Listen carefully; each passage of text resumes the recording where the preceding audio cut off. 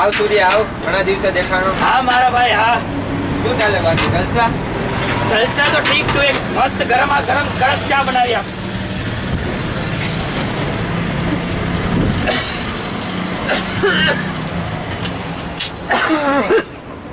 લે ભાઈ, શું થયું? આટલી બધી ઉધરસ કેમ આવે છે? શું કહું ભાઈ તને, 2-3 મહિનાથી ઉધરસ આવે છે. એકવાર યાર ડોક્ટરને બતાવી આવ ને યાર. ડોક્ટરને શું બતાવું? ડોક્ટર તો કીધા કરે. પણ યાર આટલી બધી ઉધરસ આવે છે તો એકવાર ડોક્ટરને બતાવવામાં શું થાય? ના ડોક્ટર તો પૈસા ખાયા રાખે મારા ભાઈ. હાલ ચાલશે થોડા. હાલ હાલ મારા બાપ કહે છે તો.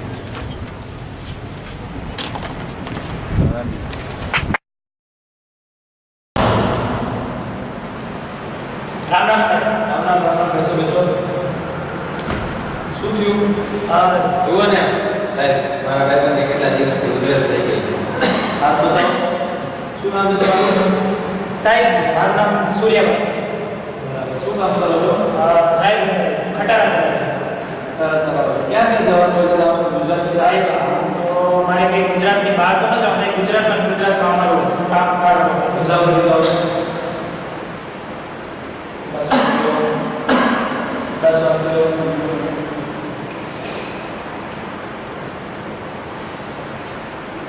તમને ગળફો કેટલા ટાઈમથી આવે છે?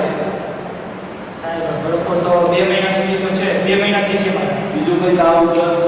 તાવ ઉધરસ તો કંઈ નથી સાહેબ. આમ પણ ઝીણો તાવ આવી જાય છે. રાત પડે એટલે તાપમાન થોડું વધી જાય.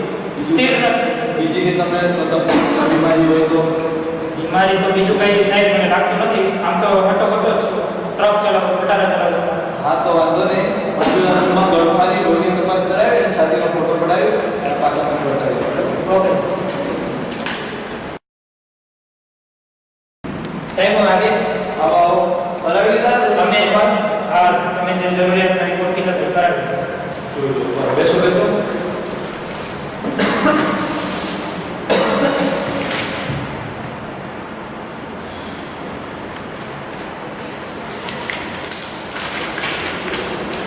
સાહેબ કઈ જરૂર બરાબર જોઈ લો એટલે તમને કહું.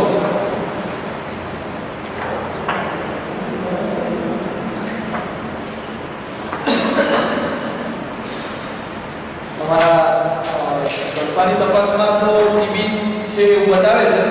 શું વાત કરો છો સર? તમારે લોહીની તપાસમાં તમને HIV નું ઇન્ફેક્શન છે. ના હોય સાહેબ. HIV તમારે તમે ટ્રક ડ્રાઈવર છો, તમારે આમ દૂર જવાનું તો તમારે ઘણા જાતીય સંબંધ હોય તો HIV તમને થઈ ગયું. HIV ના લીધે તમારી રોગ પ્રતિકારક શક્તિ ઓછી થઈ ગઈ અને એના લીધે તમે ટીબી નું ઇન્ફેક્શન થઈ ગયું છે. ના સાહેબ એ ગણિત ન શકે. મારી રોગ પ્રતિસાર બહુ સારી છે. અરે કોઈ વાંધો નથી. અત્યાર સુધી હું તમને દવા આપી દઉં છું, તમે સારા થઈ જશો. પણ આપણે દવા આપું ને એ તમે રોજ લેજો. આમાં કેવું હોય કે રોગ પ્રતિકારક શક્તિ આપણે જાણો કે ડાયાબિટીસ છે કે HIV છે કે એવા બધામાં આપણે ઓછી થઈ જાય તો તમને ટીબી થવાના ચાન્સીસ વધી જાય. બરાબર? આ દર મહિનાની પહેલી તારીખે તમારે આવી રીતે દવા લઈ જવાની અને મને બતાવવાની. બરાબર? અને રોજની દવા રોજે રોજ લઈ લેવાની, ભૂલવાની નહીં. બરાબર? તમે જો ભૂલશો તો તમને આ મળશે નહીં. બરાબર? અને વધી જશે. એના કરતાં તમે રોજ લઈ જજો. દર મહિનાની પહેલી તારીખે બતાવી. સાહેબ પણ આમાં બીજા કોઈ કઈ અગર એક દિવસ આગળ પાછળ થઈ ગયું ના તમારે રોજ વ્યવસ્થિત લેવાની. બાકી એવું બોલવું તમને રોજ અહીંયા બોલે તમે ટ્રક ડ્રાઈવર છો એટલે તમને નથી બોલાવતો તો તમે આપી દીધું. પણ તમારે રોજ ત્યાં તમારી જાતે લઈને બોલવાની નથી. બરાબર? બાકી તમારે આમાં વધી જશે તો તમને મરી બી શકો એટલે તમે રોજ લેવા. સાહેબ હું આ ખટારા ચલાવું છું. ખટારા ચલાવવા કઈ વાંધો નથી ને? ના ચિંતાજનક નથી. આ તમને એક માસ્ક આપું છું એ તમારે પહેરીને ફરવાનું એટલે તમને ખાંસી આવે તો બીજાને તમે આભાર સાહેબ. હવે પાછું ક્યારે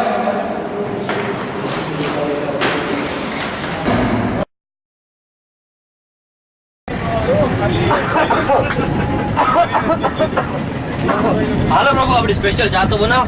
કઈ ઓલી સુગર ફ્રી? હો ડાયાબિટીસ આટો થઈ ગઈ તો શુગર ફ્રી પીવી પડે ને.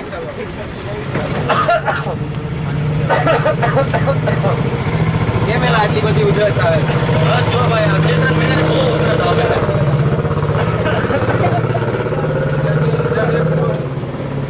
તો ઓલા સૂર્યને ઓળખે? હા ઓલો ટ્રક વાળો હા, એને લઈને એને આવી ઉધરસ આવતી હતી. એને લઈને અમે ડોક્ટરને બતાવવા ગયા હતા તો એને ટીબી નીકળ્યો. એ વખતે ડોક્ટરે એમ કીધું હતું કે ડાયાબિટીસ ને HIV હોય ને તો એને ટીબી હોઈ શકે. એકવાર બતાવી આવ ને યાર.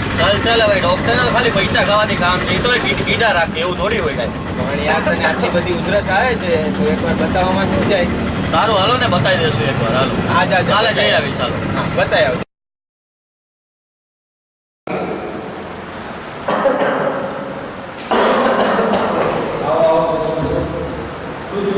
સાહેબ 3 મહિનાથી બહુ ઉધરસ આવવા આવે છે. અને કેટલા 2-3 મહિનાથી ડોક્ટર નીકળે છે? હા નીકળે છે અને જીવન તાવ નીકળે છે. બરાબર. બીજું કોઈ તમને દવાની બીમારી? હા ડાયાબિટીસની બીમારી છે એના માટે ઇન્જેક્શન આપે ડોક્ટરે કહ્યું છે. ઇન્સ્યુલિન ઇન્જેક્શન આપે છે? હા તો વાંધો નહીં, હું તમને 2-3 ટેસ્ટ લખી આપું છું. તમે બાજુમાં જઈ છાતીનો ફોટો અને લોહી અને ગળફાની તપાસ કરાવો.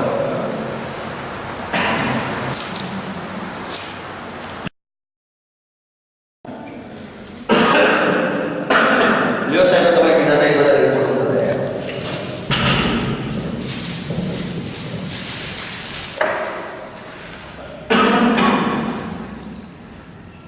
તમને શુગર તો ઘણો હાઈ રહે છે અને તમારી ગળફાની તપાસમાં પણ ટીબી પોઝિટિવ આવ્યો છે. સાહેબ મને કંઈ થશે તો નહીં? ના ના વાંધો નહીં, આ તમને ડાયાબિટીસના લીધે તમને સેજ ટીબી થયું છે એ તમને ઘણા વખતથી છે પણ ખ્યાલ નથી આવ્યો. પણ અસર હું તમને દવા લખી આપું છું, લઈ લેજો બરાબર. ટાઈમે દવા લઈ લેજો અને તમારી જે ડાયાબિટીસની દવા છે એ આપણે જે ફેરફાર કરવી પડશે એ ફેરફાર કરી દઉં છું અને એ પ્રમાણે ડાયાબિટીસની દવા લેજો અને ટીબીની દવા પણ રોજ લેજો, ભૂલતા નહીં કે. અને તમને કંઈ તકલીફ લાગે તો તરત બતાવવા આવજો, કારણ કે તમને ડાયાબિટીસ છે તો તમને બીજા હાનિકારક વસ્તુ થાય દવાના લીધે તો તમને પહેલા બતાવી દઉં બરાબર. સાદું તો થઈ જશે સાહેબ. હા તમે આ દવા રોજ લેશો તો સાજા થઈ જશો, પણ જો તમે દવા વચ્ચે એકાદી છોડી દેશો તો તમને પાછું વધારે થઈ શકે, એટલે તમે રેગ્યુલર થઈ જશે બરાબર.